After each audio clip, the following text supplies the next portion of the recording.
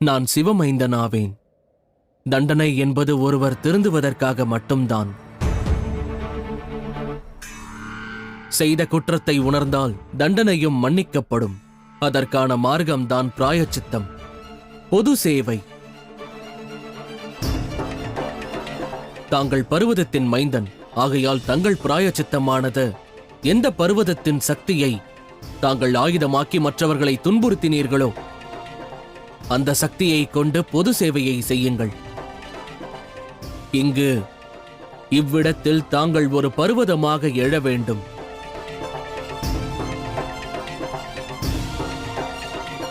தங்கள் பர்வதத்தில் காய்க்கும் கனிகளும் தானியங்களும் ஔஷதங்களும் லோக நன்மைக்கு பயன்பட வேண்டும்.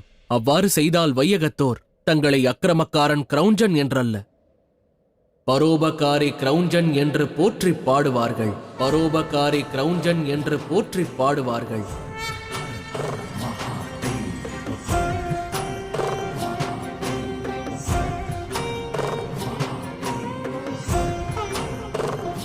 சகோதரி பார்வதி மற்றும் மகாதேவா, கார்த்திகேயனை போன்ற ஒரு மாவீரனுக்கு அன்னை தந்தையாக இருப்பதை எண்ணி பெருமை கொள்ளுங்கள்.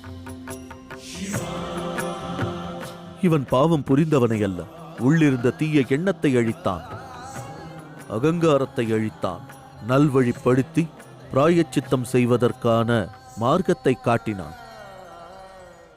உனது மாமனாக நானும் உன் அன்னை தந்தை சிவசக்தியும் பெருமை கொள்கிறோம். குமாரன் கார்த்திகேய, குமாரன் கார்த்திகேய, குமாரன் கார்த்திகேய, குமாரன் கார்த்திகேய, குமாரன் கார்த்திகேய, குமாரன் கார்த்திகேய, குமாரன் கார்த்திகேய.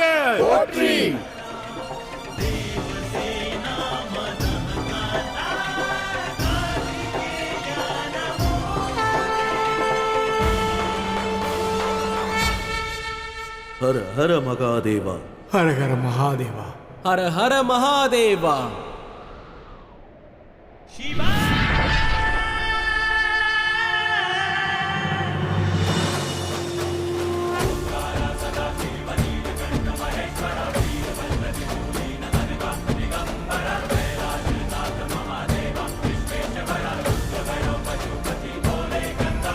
மகரிஷி அகத்தியரே, சிவசக்தி அளித்த அனைத்து வஸ்துக்களும் தனது வேலை முடிந்த பிறகும் பயனுள்ளதாகவே இருக்க வேண்டும்.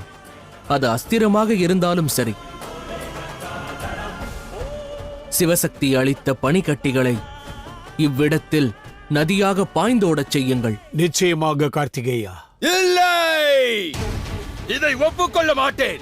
இவ்வாறு நடக்க வாய்ப்பில்லை.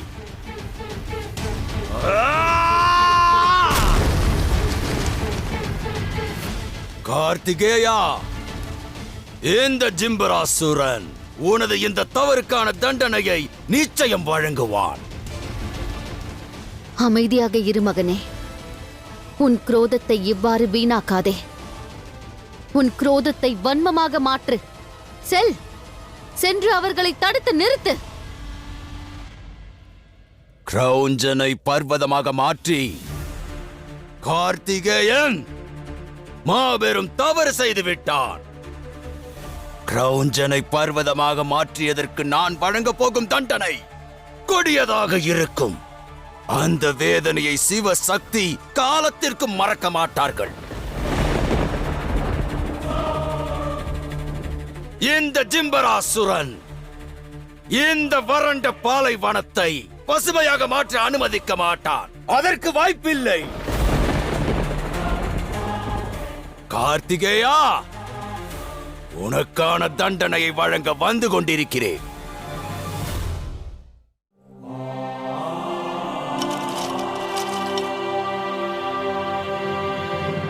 எனக்கு ஆசி புரியுங்கள் மகாதேவா. அரஹர மகாதேவா. தேவி, நதி உருவானதென்றால் வாழ்க்கை மற்றும் வளமை இவ்விரண்டுமே ஊற்றெடுக்கும். எனவே இந்நதிக்கு ஆசி வழங்குங்கள். இந்த நதி நிரந்தரமாக இவ்வாறே வற்றாது பெருக்கெடுத்து ஓட வேண்டுமென்று.